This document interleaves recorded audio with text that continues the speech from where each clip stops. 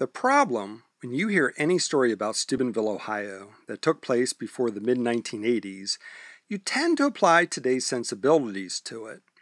The biggest is smoking. Any story you hear about Steubenville before the mid-80s, just assume that someone is smoking in that story.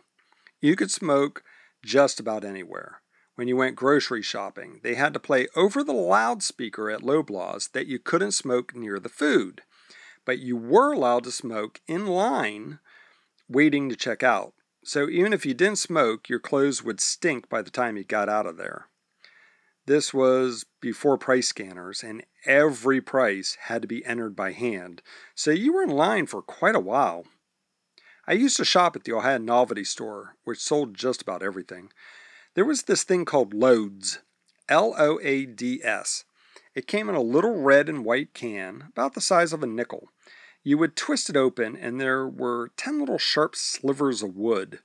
If you stuck one in the top of a cigarette, when it was lit, it would make a loud snap and blow the end off.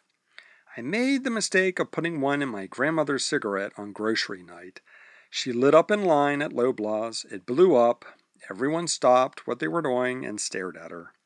I spent the evening dodging the whooshing of a wooden spoon wielded by a crazed old woman. When my dad was in the Ohio Valley Hospital on flammable oxygen and using a respirator to help him breathe, his roommate would be smoking a pack a day. That tells you where the medical establishment was in the 1970s. When you get to 1980s, you could still smoke in the hallways at the Fort Steuben Mall. You'd be sitting on a bench, and of course a smoker would sit next to you. Restaurants try to compromise with smoking and non-smoking sections. That usually was an arbitrary line, so a smoker would be sitting next to you. I worked at Jefferson Technical College, where we had cigarette machines in the students' lounge. This was clear up into the mid-1980s. There were back doors to the lounge, and sometimes I get the feeling we supplied every underage smoker in town.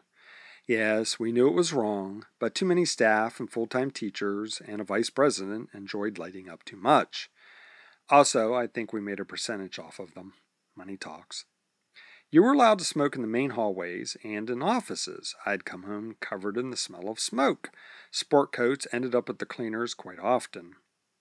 The college had many classes for kids like hunter safety.